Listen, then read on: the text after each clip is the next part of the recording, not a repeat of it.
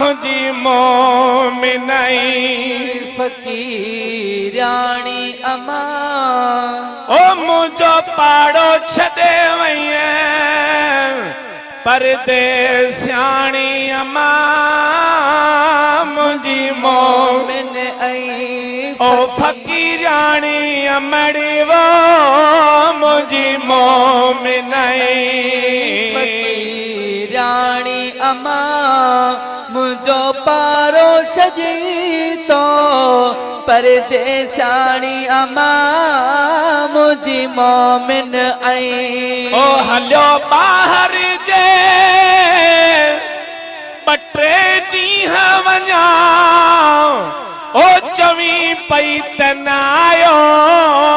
मुझो इनायत वञा अलो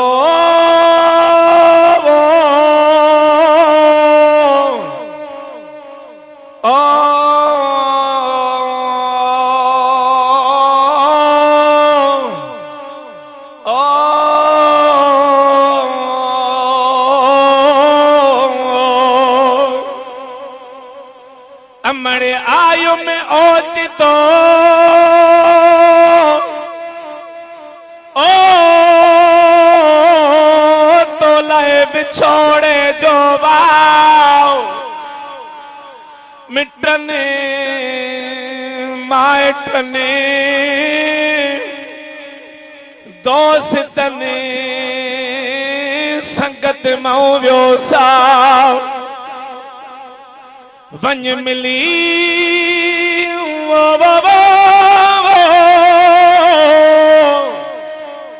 ओ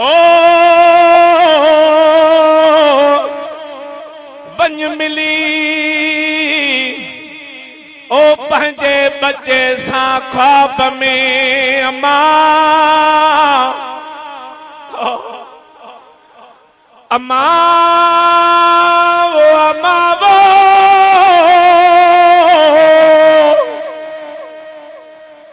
अमड़ी वंज मिली पंहिंजे बचन सां ख्वाब में ओ अजमानी गॾिजी खो अमड़े अजुई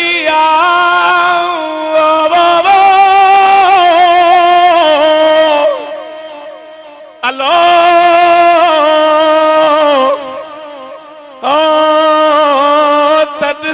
लायूं दुखड़ा अम्मा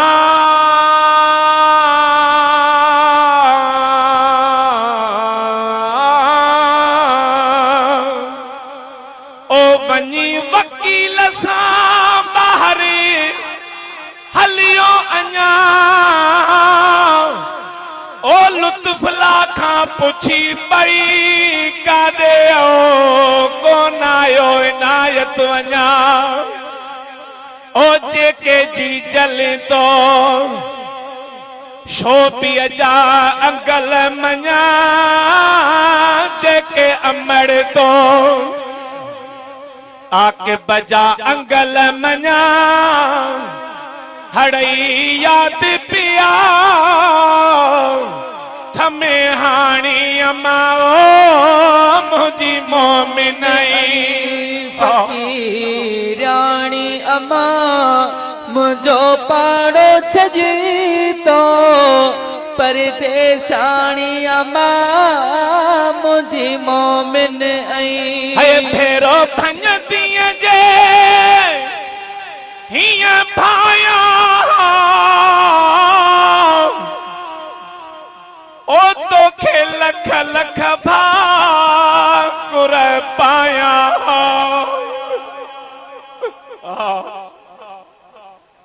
बदी है 4 ॾींहं थियनि मुझो पुछे इनायत वकील सां कोन वियो आई छा मौलूदन ते मुखे वरी या गणती मौलूदन ते हले त भज भजाओ तहां वकील फकीर वारो कर मज ते पे सही काने वाह वाह इने ते शायर फरमाए थो ओ भेरो भंज दिए जे हिया भाया ओ लख भाकुर पाया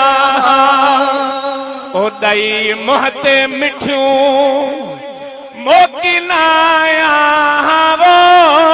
दई मोहते मिठियूं मां मोकिलाया मो मोहब्बत का बिन माणी अमा मुझी मोमिनई ओ फकीराणी अमड़ वो मुझी मोमिन ऐं फकीराणी अमा मुझो पाड़ो छजी तो ओ परदेसाणी अमा मुझी मोमिन ओ लाए छाती अजे दीदी हुई लोलियूं और